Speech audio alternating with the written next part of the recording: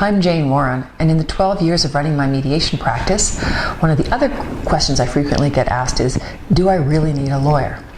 So what people are really worried about is they're worried about what they've heard about lawyers and the adversarial nature of processes where lawyers get involved, and they're also worried about the cost of lawyers.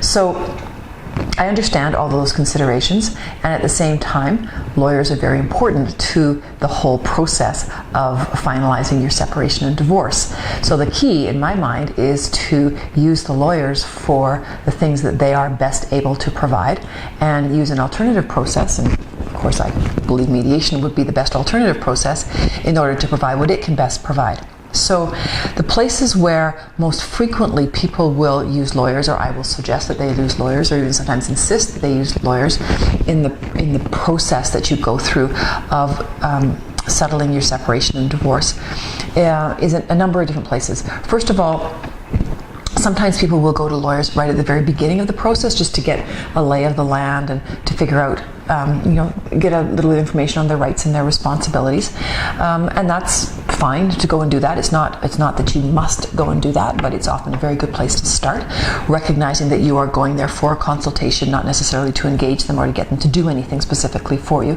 but to provide you with a bunch of information and some advice as to some things to look out for given your own situation.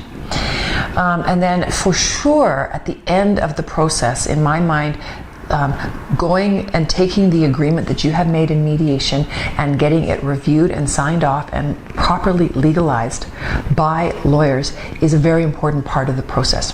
Do you need to do it? Do you have to do it? No, but if you don't do it, then what you have is an agreement that you have worked through, and basically you've got a handshake around it rather than anything that's legally binding. So if you're going to go to all the process of formally figuring out what it is that you're going to do and making agreements, then my advice is to then take that and get that final piece done through your lawyers. It's by having the lawyers review and sign off on your agreement that you actually create a legally binding contract with each other. So that would be the other place for sure to use them. And then the other time that lawyers can be very useful is during the process of mediation. Generally speaking, for me, some people will do mediation with lawyers involved, as in the lawyers are at the table and the clients are at the table.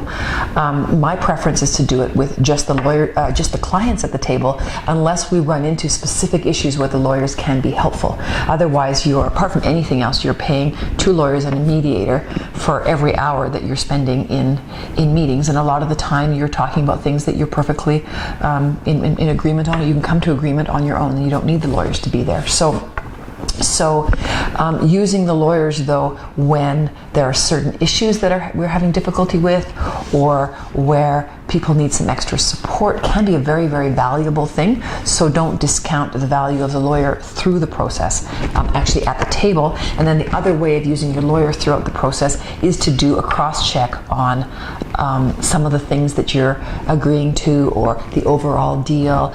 You want to come into mediation. If you're going to come into mediation, you need to be reasonably comfortable and confident that you can make decisions for yourself, but to do a cross-check every now and then with your lawyer is not a bad thing either. What you don't want to be doing is running to your lawyer with every single little thing to say, is this okay, is this okay, is this okay? Basically not making any decisions without them. Then you might as well be just using the lawyer, and because you're certainly not going to get the cost savings that you would by going through mediation, and not necessarily the value out of the process itself either. But bottom line, lawyers are an integral part of a mediated divorce settlement process, and should be used at the appropriate time and in the way that best suits the needs of your situation, but certainly not someone or a service to be avoided.